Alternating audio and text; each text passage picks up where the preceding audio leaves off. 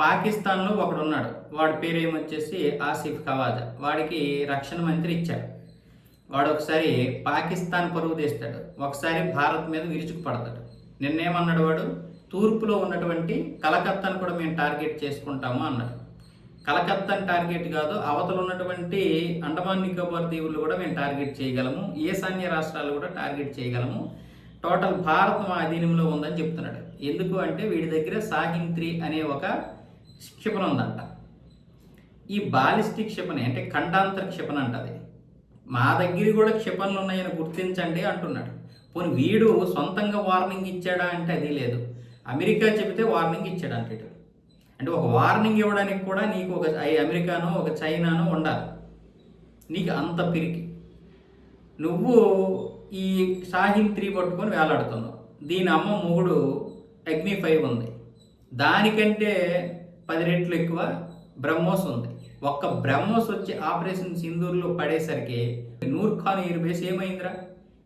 Noor Khan air base ఏమైంది? మొత్తం నామరూపాలు లేకుండా అయిపోయింది.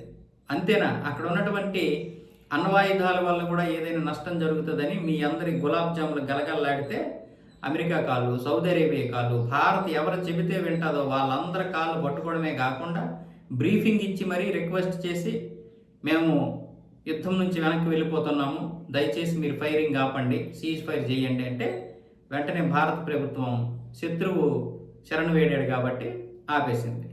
3వ రోజు అయిపోయిన తర్వాత 4వ రోజు మొత్తం క్లోజ్ అయిపోయింది. 4 రోజులు కూడా నువ్వు భారత్తో పోరాడలేవు, మళ్ళీ బెదిరించడం. ఈ బెదిరింపు కూడా చూడండి, ఒకడు పర్మిషన్ ఇవ్వాలి. ఇప్పుడు అమెరికా వాడు పర్మిషన్ ఇవ్వలేదు అనుకోండి, ఇప్పుడు అమెరికా వాడు దీని వెనక లేకపోతే పరిస్థితులు ఏమి? ఇప్పటికే రాజ్నాథ్ సింగ్ ఏమంటున్నాడు? ఆపరేషన్ సింధూర్ అయిపోలేదు, హోల్డ్లో పెట్టామని మాటకి అంటున్నాడు. అది ఎంత భయంకరమైనటువంటి బెదిరింపో తెలుసా? అది వాళ్ళకి తెలుసు. ఈ సమయంలో చైనా వాడు, అమెరికా వాడు వెనక్కి లేకపోతే మళ్ళీ మనము ఒక అగ్ని 5 బ్రహ్మోస్ లేకపోతే ఇంకోటి వేస్తే పరిస్థితి ఏంటి? అదే అమెరికా వాడు ఉన్నాడు అనుకోండి, భారత్ని కట్టడి చేసినట్లుగా పాకిస్తాను నటిస్తుంది అమెరికా దగ్గర. పైగా పాకిస్తాన్కి అమెరికా కూడా సపోర్ట్ చేయగలుగుతుంది. లేదనుకో, వాడి పర్మిషన్ ఇవ్వకుండా మనల్ని హెచ్చరించాడు అనుకో, మనం ఒక 4 క్షిపణులు వేసామనుకో, నిన్ను ఎవడరా రెచ్చగొట్టమండు భారత్ని. ఇక్కడ నా దగ్గర ఇరాన్ని అడ్డుకోవడానికి క్షిపణులు లేవు, నేను ఏడుస్తుంటే మళ్ళీ ఇప్పుడు నాకు భారత్ అడ్డు వచ్చిందంట. నా అక్కడ క్షిపణులు లేక నేను ఉక్రెయిన్కే ఇప్పుడు సప్లై చేయలేకపోతున్నాను, మధ్యలో నువ్వెవడవరా అంటాడు. దీని వెనక డీప్ స్టేట్ ఉంటుంది. ఈ వార్నింగ్ల వెనక జస్ట్ ఇబ్బంది పెట్టడానికి. అందుకే రాజ్నాథ్ సింగ్ గారు కూడా ఇబ్బంది పెట్టడానికి ఏముండదు, డైరెక్ట్ అటాక్ చేస్తాం మేము, ఆపరేషన్ సింధూర్ ఇంకా కంటిన్యూ అవుతుందని కూడా చెప్తున్నారు మాటకి.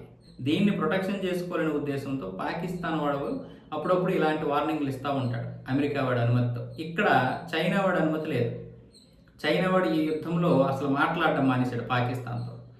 నువ్వు ఇప్పుడు మాట్లాడడానికి లేదు, ఈ ఇరాన్ యుద్ధం అనేది అన్ని జియో పాలిటిక్స్ని కలిపేస్తుంది, నువ్వు మళ్ళీ ఇప్పుడు భారత్కి వార్నింగ్ ఇచ్చే విషయంలో మరి నన్ను లాక్కో, మొదలై నేను ఇప్పుడు భారత్తో $114 బిలియన్ వ్యాపారం చేసుకోవాలి, ఇంతకు ముందులా లేదు భారత్, అప్పటి భారత్ కాదు కదా ఇది అన్న విధంగా చైనా వాడు తప్పించుకున్నాడు.